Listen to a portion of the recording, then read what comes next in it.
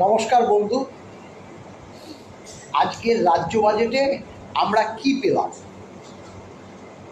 অনেক কর্মচারী সংগঠন তারা খুব খুশি, কিন্তু আমরা confederation of state government employees খুশি হতে পারিনি। তার বিস্তারিত ব্যাখ্যা অবশ্যই দেব। দেখুন, 1 জুন নবান্নে আমাদের 4টি সংগঠনের সঙ্গে মাননীয় মুখ্যমন্ত্রীর বৈঠক হয়েছিল, সকলেই জানেন। সেই বৈঠকের কি হয়েছিল, সবকটা সংগঠনই যেটা বলেছে যে 22 তারিখ ডিএ নিয়ে একটা গুড নিউজ শোনাবে এবং বেতন কমিশন 1 জানুয়ারি 2027 থেকে লাগু হবে। এই বার্তাটা তো কেউ অস্বীকার করতে পারবেন না। আজকে যখন দেখলাম যে 20% ডিএ ডিক্লেয়ার করেছে রাজ্য কর্মীদের জন্য, তাতে সকল ধরনের কর্মচারী সমাজই পাবে, কিন্তু সেটা পাবে 1 অক্টোবর থেকে, অর্থাৎ মনে হচ্ছে পুজোর পরে চলে যাবে। তাহলে আজকে আমাদের ডিএটা কত?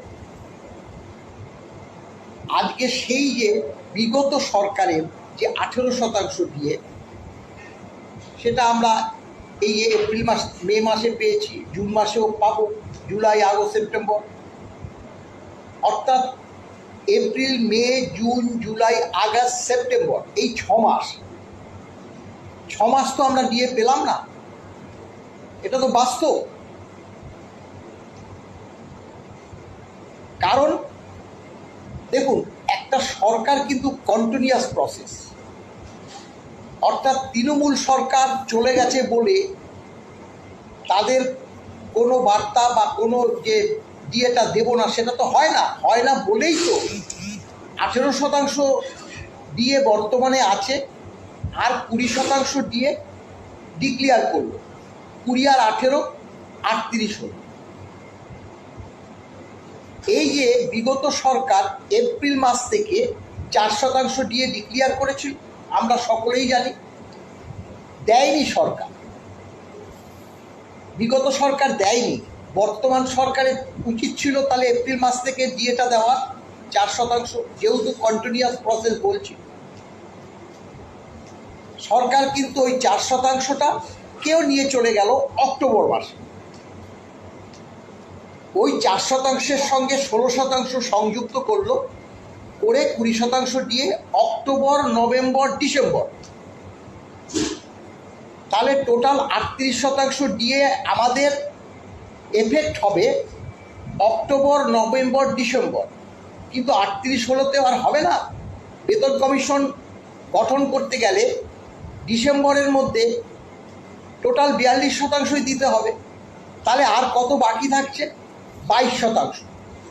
তাহলে 22% ডিএ ডিসেম্বর মাসে যদি ঘোষণা করে, তাহলে কি হবে?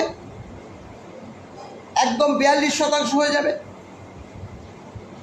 42% ডিএ, তখন আগে 18 আর 42 টোটাল 60% হচ্ছে। এই 60% ডিএ জানুয়ারি মাস 27-এ নয়া বেতনের সঙ্গে সংযুক্ত হয়ে যাবে, অর্থাৎ সেই সময় ডিএ শূন্য হয়ে যাবে। তাহলে কি করলো সরকার? সরকার তো একটা চালাকি করলো। এটা কি আপনারা অস্বীকার করতে পারবেন যে অক্টোবর নভেম্বর ডিসেম্বর এই 3 মাস রাজ্য সরকার বাকি ডিএটা দেবে, আমরা 3 মাস এনজয় করব। তাহলে নয়া সরকার আসার পরে অক্টোবর মাস পর্যন্ত আমরা ডিএটা তো এই সরকার একটা পয়সাও দিল না। পূর্বের সরকারের যে 18% ডিএ সেটাই কন্টিনিউয়াস চলবে। তাহলে এই সরকার আসার পরে আমরা কি লাভ করলাম সেটা একটু চিন্তা করতে হবে আপনাদের।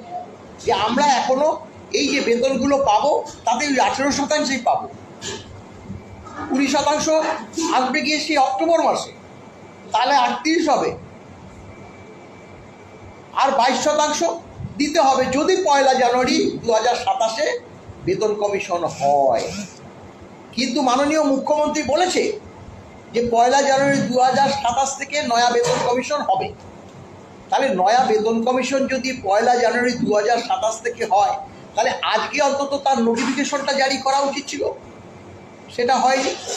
টার্মস অ্যান্ড কন্ডিশন থাকতো, তার মধ্যে চেয়ারম্যান নিয়োগ করার কথা ছিল, মানে যদি জানুয়ারি থেকে দেয় উচিত ছিল, সেই বার্তা আমরা কিন্তু পাইনি। তাহলে 1 জানুয়ারি 2027 থেকে আমরা নয়া বেতন কি হাতে পাবো, সেটাও একটা প্রশ্নের মধ্যে আমরা পড়ে গেলাম।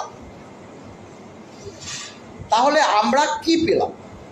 অনেকে মিষ্টি খাচ্ছে, খাক, যদি কর্মচারী সমাজ এতে যদি সন্তুষ্ট হয় আমাদের তো ভালো, আমাদের আন্দোলন করতে হবে না, আমাদের মামলায় যেতে হবে না, আমরা হাত গুটিয়ে বসে থাকবো। অনেক সংগঠন আছে, করুক তারা।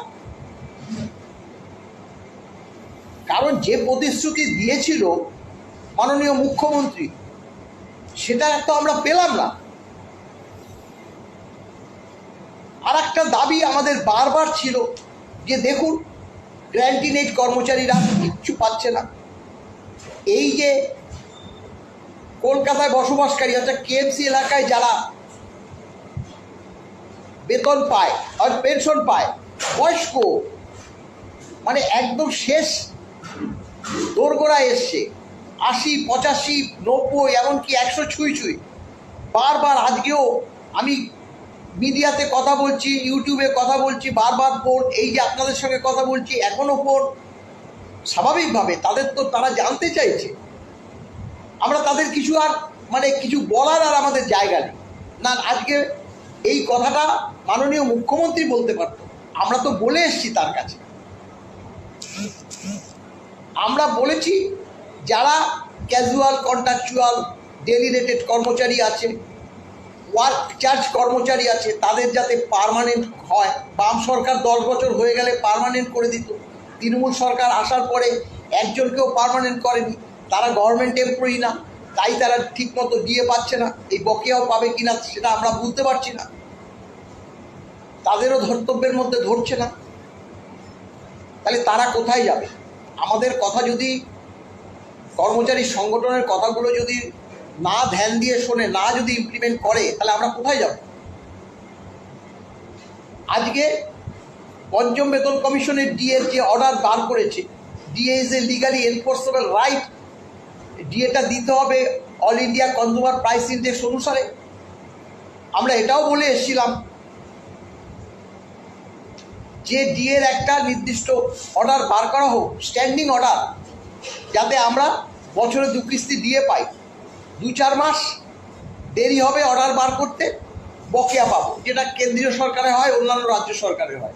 সেটাও পেলাম না। সেটা তো আমরা দাবি করতে পারি। এখন তো ডবল ইঞ্জিন সরকার। আচ্ছা, ডবল ইঞ্জিন সরকার যদি হয়ে বিহার যদি নির্দিষ্ট সময় থেকে ডিএ পায়, উড়িষ্যা যদি পায়, মধ্যপ্রদেশ যদি পায়, ঝাড়খণ্ড যদি পায়, গুজরাট যদি পায়, উত্তরপ্রদেশ যদি পায়, তাহলে আমরা পাবো না কেন? এই প্রশ্নটা তো আমরা বারবার করছি। আমরা তো আজকে সন্তুষ্ট হতে পারছি না। জানি না আমাদের বোকা মনে করেছি কিনা অর্থমন্ত্রী।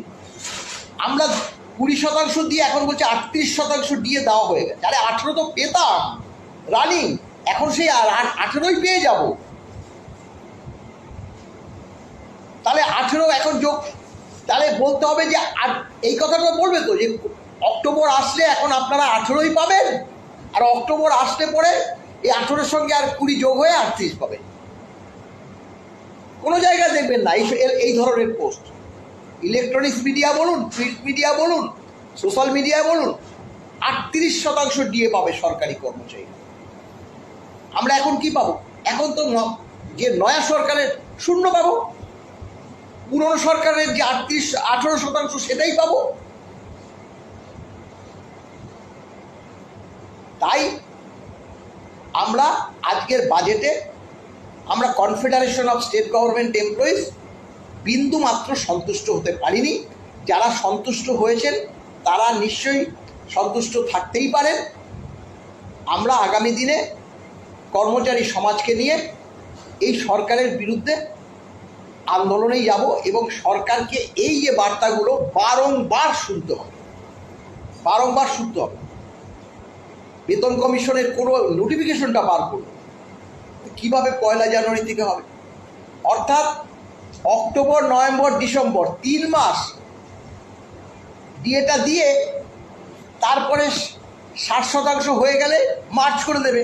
তাহলে আমরা যেখানে এপ্রিল থেকে আমাদের ডিএটা পাওয়ার কথা, সেটা আমরা অক্টোবর, নভেম্বর, ডিসেম্বরে পেয়ে আমাদের বেতন কমিশনে ঢুকে যাবে। তাহলে ডিএটা তো পৌনঃপুনিক। যদি মুখ্যমন্ত্রীর, বিগত মুখ্যমন্ত্রী 4% ডিএটাও যদি কন্টিনিউ করতো, তাহলেও তো আমরা আজকে 18-র সঙ্গে 22 পেতাম, আমরা আগামী দিনে বেতনের সঙ্গে 22% পেতাম। সেটাও তো করলো না।